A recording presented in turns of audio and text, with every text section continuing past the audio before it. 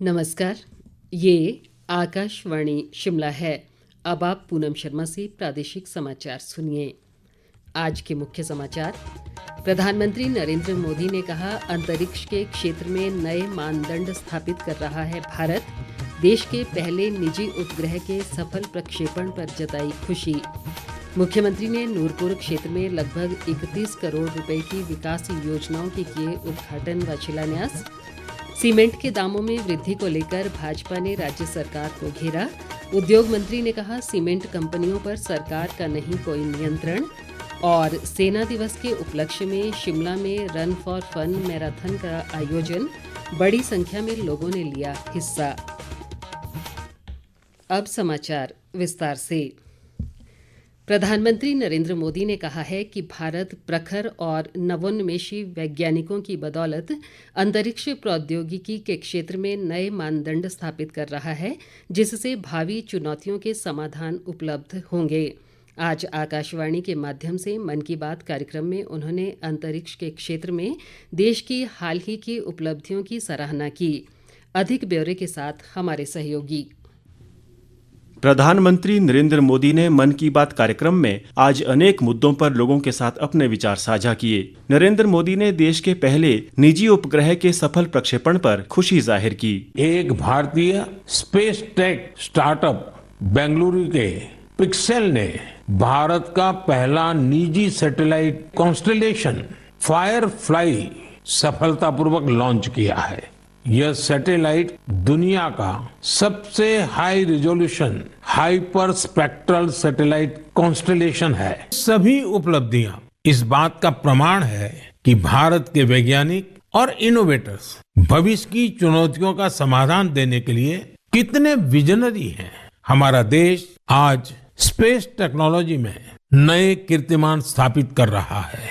मैं भारत के वैज्ञानिकों, इनोवेटर्स और युवा उद्यमियों को पूरे देश की ओर से शुभकामनाएं देता हूं। प्रयागराज में चल रहे महाकुंभ के बारे में प्रधानमंत्री ने कहा कि ये समता समरसता का संगम है। कुंभ का ये उत्सव विविधता में एकता का उत्सव मनाता है। संगम की रेती पर पूरे भारत के, पूरे विश्व के लोग जुड़ते हैं। हजारों वर्षों से चली आ रही इस परंपरा में कहीं भी कोई भेदभाव नहीं, सब लोग संगम में डुबकी लगाते हैं। तभी तो कुंभ एकता का महाकुंभ है। इस बार कुंभ में युवाओं की भागीदारी बहुत व्यापक रूप में नजर आती है। और ये भी सच है कि जब युवा पीढ़ी अपनी सभ्यता के साथ गर्व के साथ जुड़ जाती है तो उसकी जड़ें और मजबूत होती हैं और तब उसका स्वर्णिम भविष्य भी सुनिश्चित हो जाता है। प्रधानमंत्री ने देशवासियों को 75वें गणतंत्र दिवस की भी अग्रिम शुभकामना दी है। उन्होंने कहा कि संविधान लागू होने की 75वीं वर्षगांठ होने के कारण इस वर्ष के गणतंत्र दिवस का विशेष महत्व है। इस बार का गणतंत्र दिवस बहुत विशेष है। ये भारतीय गणतंत्र की 75वीं वर्षगांठ है। संविधान लागू होने के 75 साल हो रहे हैं। मैं संविधान सभा के उन सभी महान व्यक्तित्वों को नमन करता हूं जिन्होंने हमारा पवित्र संविधान दिया। प्रधानमंत्री ने 25 जनवरी को मनाए जाने वाले राष्ट्रीय मतदाता दिवस के महत्व पर भी चर्चा की। देश में निर्वाचन आयोग की स्थापना इसी दिन हुई थी। उन्होंने मतदान प्रक्रिया को आधुनिक बनाने के लिए तकनीक के उपयोग पर चुनाव आयोग की सराहना की। मैं चुनाव आयोग का भी धन्यवाद दूंगा, जिसने समय समय पर हमारी मतदान प्रक्रिया को आधुनिक बनाया है, मजबूत किया है। आयोग ने जनशक्ति को और शक्ति देने के लिए तकनीकी शक्ति का उपयोग किया। मैं चुनाव आयोग को निष्पक्ष चुनाव के उनके कमिटमेंट के लिए बधाई देता हूं। प्रधानमंत्री ने नेताजी सुभाष चंद्र बोस के योगदान को याद करते हुए कहा कि 23 जनवरी को नेताजी की जयंती पराक्रम दिवस के रूप में मनाई जाएगी। उन्होंने युवाओं से नेताजी की जीवनी से प्रेरणा लेने का आह्वान किया है। प्रादेशिक समाचारों के लिए समाचार कक्ष से मैं वेद प्रकाश। मुख्यमंत्री सुखविंदर सिंह सुक्खू ने आज कांगड़ा प्रवास के दौरान नूरपुर विधानसभा क्षेत्र में लगभग 31 करोड़ रुपए की 7 विकास परियोजनाओं के उद्घाटन व शिलान्यास किए। इनमें करीब 2 करोड़ रुपए से बने जिला फॉरेंसिक यूनिट का उद्घाटन भी शामिल है।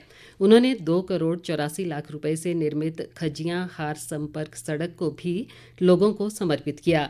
इस बीच मुख्यमंत्री ने पौंग डैम और बाथू की लड़ी में प्राचीन मंदिरों का दौरा भी किया। उन्होंने वन विभाग को प्रवासी पक्षियों की सुरक्षा सुनिश्चित करने के निर्देश दिए। सुखविंदर सिंह सुक्खू ने कहा कि साइबेरिया और मंगोलिया से आए प्रवासी पक्षी पौंग डैम में पर्यटकों का मुख्य आकर्षण होते हैं। उन्होंने बताया कि पौंग डैम के समीप क्षेत्रीय जल केंद्र में जल क्रीड़ा गतिविधियां शुरू करने के प्रयास किए जा रहे हैं। ताज़ा समाचारों के लिए आप हमारे Facebook page all India radio news Shimla, x handle @AIR News_शिमला और YouTube channel AIR Shimla news पर लॉग इन कर सकते हैं। बाकी समाचारों में, प्रदेश में सीमेंट के दामों में 5 रुपये प्रति बैग की वृद्धि हुई है। विपक्ष के नेता जयराम ठाकुर ने इस वृद्धि को लेकर राज्य सरकार को आड़े हाथों लिया है। उन्होंने कहा कि राज्य सरकार सीमेंट के दामों पर अंकुश लगाने में नाकाम रही है और सीमेंट कंपनियां मनमर्जी से दाम बढ़ा रही हैं। जयराम ठाकुर ने कहा कि सीमेंट उत्पादक राज्य होने के बावजूद हिमाचल में पड़ोसी राज्यों की अपेक्षा सीमेंट महंगा है। हिमाचल प्रदेश सीमेंट पैदा करता है, पहाड़ यहाँ से खोदे जा रहे, क्लिंकर यहाँ पर बनता है, सड़कें यहाँ की टूटती है, लेकिन उसके बावजूद हिमाचल प्रदेश में सीमेंट महंगा और पड़ोसी राज्यों में सस्ता। कांग्रेस की सरकार में 2 साल के कार्यकाल में सीमेंट के एक बैग पर लगभग 160 रुपए की इंक्रीज हो, 1 महीने में 2 बार इंक्रीज। तो सरकार इस सीमेंट की दाम को क्यों कम करने में कदम नहीं उठा पा रही है, इस बात को स्पष्ट करें। दूसरी ओर उद्योग मंत्री हर्षवर्धन चौहान ने कहा है कि सीमेंट कंपनियों पर केंद्र व राज्य सरकार का कोई नियंत्रण नहीं होता है। उन्होंने कहा कि राज्य सरकार सीमेंट कंपनियों से सिर्फ दाम न बढ़ाने का आग्रह कर सकती है। उद्योग मंत्री ने कहा कि इसमें सीमेंट कंपनियों से मिलीभगत जैसी कोई बात नहीं है।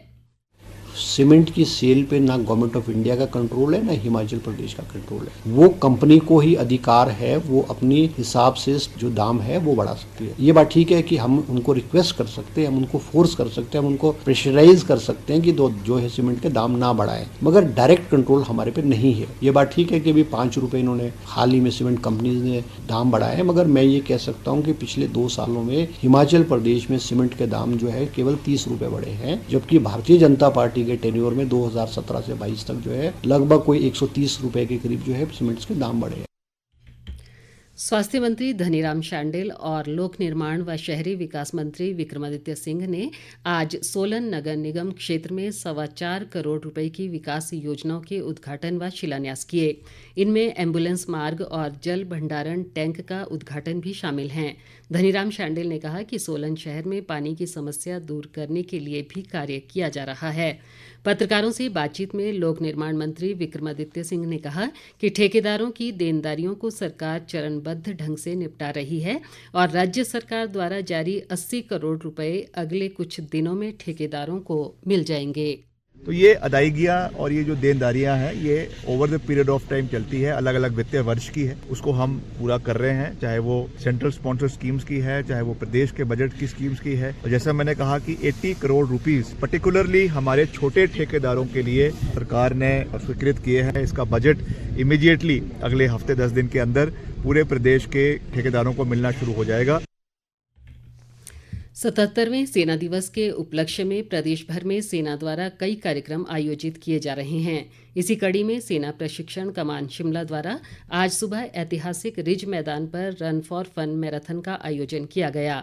इसमें सेना के जवानों, उनके परिजनों और आम लोगों ने हिस्सा लिया। सेना प्रशिक्षण कमान के general officer commanding in chief lieutenant general Devendra Sharma ने मैराथन को हरी झंडी दिखाई। उन्होंने बताया कि इस मैराथन में 600 से अधिक लोगों ने हिस्सा लिया। ये मैराथन का यही मतलब है कि अगर स्वस्थ रहोगे तो आश्वस्त रहोगे, तंदुरुस्त रहोगे। तो ये मैसेज हमारा शिमला के लिए है और मैं बहुत खुश हूँ कि आज 600 से ऊपर लोग यहाँ पर इस मैराथन में शामिल हुए हैं। जो इसमें भाग लेते हैं वो हमारे एम्बेसडर्स होते हैं, वो जाके बाकियों को बताते हैं कि स्वस्थ रहना कितना आवश्यक है और इससे जो नशे में है वो भी प्रेरित होकर इस आयोजन में भाग लेने की कोशिश करेंगे। राजधानी शिमला सहित प्रदेश के अनेक भागों में आज बादल छाए रहे। जनजातीय जिला किन्नौर और लाहौल स्पीति की ऊंची चोटियों पर पिछले 24 घंटों में हल्का हिमपात भी हुआ है। मौसम विभाग ने प्रदेश में 22 व 23 जनवरी को अधिक व मध्यम ऊंचाई वाले क्षेत्रों में बर्फबारी और मैदानी इलाकों में वर्षा की संभावना जताई है।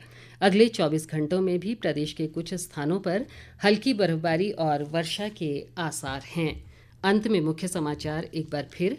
प्रधानमंत्री नरेंद्र मोदी ने कहा, अंतरिक्ष के क्षेत्र में नए मानदंड स्थापित कर रहा है भारत।